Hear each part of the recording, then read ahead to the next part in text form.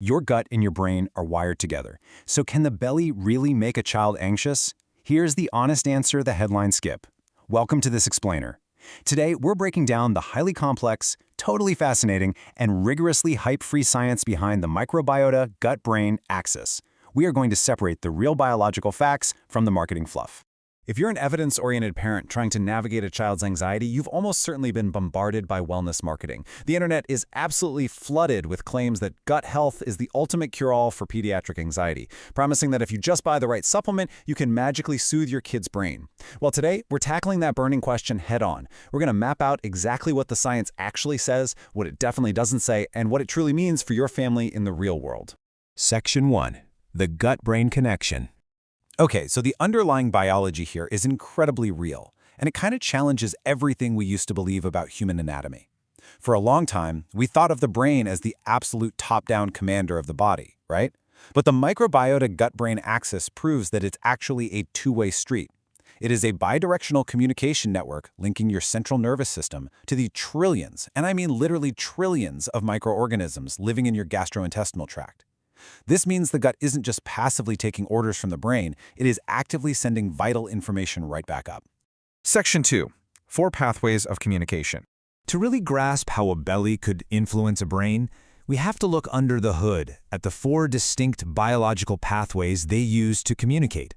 First, you have the vagus nerve. Second, there's the immune system, which relies on cytokines and microglia. Third, we have the HPA axis, which modulates your stress hormones. And fourth, we have microbial metabolites. Let's translate a couple of the most fascinating pathways here into plain English. The vagus nerve is essentially a high-speed fiber optic cable running straight from the gut to the brain. And what's wildly important here is the direction of the traffic. Up to 80% of the fibers in this nerve are what we call afferent fibers. Translated from medical jargon, that means 80% of the traffic on this highway is actually traveling up from the gut to the brain, rather than the brain dictating down to the gut. It's a physical, hardwired system designed to rapid-fire report the gut state directly into your central nervous system. Then you have the chemical side of the equation. The bacteria in the gut are like a massive manufacturing plant.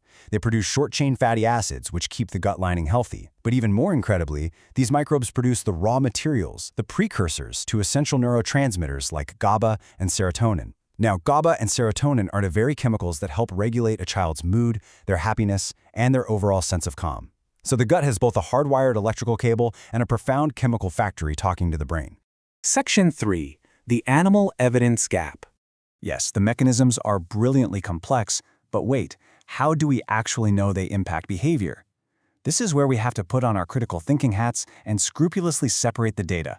The causal evidence, the actual proof that altering the microbiome directly causes a change in stress or anxiety, comes almost entirely from animal models.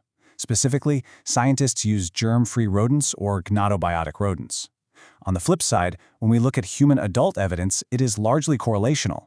That means we might observe a certain gut profile alongside high anxiety, but we cannot definitively prove which one caused the other.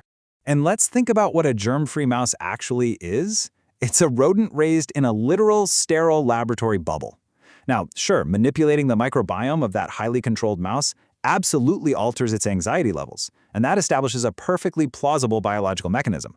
But you cannot simply map that onto a complex human child.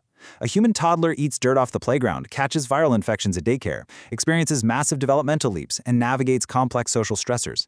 The leap from a sterile lab mouse to a messy, real-world kid is scientifically premature, and we really have to flag that clearly. Section 4. The pediatric reality check. Moving from mice to kids, we hit a massive reality check. A 2023 Umbrella review, which is the highest level of evidence we've got, demonstrates just how thin the pediatric literature actually is right now. An overwhelming 92% of the pediatric microbiome reviews out there focus specifically on autism, not anxiety. Plus, the methodology in many of these early-stage cross-sectional studies is pretty weak. We are definitely seeing associations, but making any kind of causal or clinical claims about treating childhood anxiety based on this data is strictly not warranted. So let's bust the biggest myth of all, right here, right now, as plainly as possible. Despite the flashy headlines and the extremely confident wellness influencers trying to sell you expensive subscription bottles, there is absolutely no good clinical evidence that probiotics or dietary supplements treat anxiety in children. We should never imply that you can just fix a child's anxiety through the gut. It's an incredibly tempting idea, I know, but the science simply does not support it. And honestly, you should save your money. Section 5. The Fear Me Not Foundation. So, what actually works? Let's pivot from the hype to a highly effective, empowering truth that doesn't cost a dime in supplements. We call this the Fear Me Not Foundation. This means prioritizing healthy food, ensuring consistent and restorative sleep, maintaining grounding daily routines, and lowering overall environmental stress. Why does household stress matter? Because chronic stress literally alters gut motility and the microbiome itself. The beautiful reality here is that the exact same foundational basics that support a healthy gut are the very basics that support a calmer brain. While the gut-brain axis is a fascinating area of evolving science, when a child is truly struggling with clinical anxiety, evidence-based psychological therapies remain the proven, frontline approach. Specifically, exposure-based cognitive behavioral therapy is what actually moves the needle. Embracing this completely relieves you of the immense burden of hunting down a magical probiotic fix. You don't need a miracle pill. You need proven, structured support and a solid home foundation. By prioritizing sleep, wholesome food, reliable routines, and a low-stress environment, you are actively supporting both their growing gut and their developing mind. These are the tools that set the stage for real resilience. So I leave you with this final, practical question to consider. Are we focusing on establishing that fear me not foundation of basic health to set our kids up for success before the brave work of therapy even begins?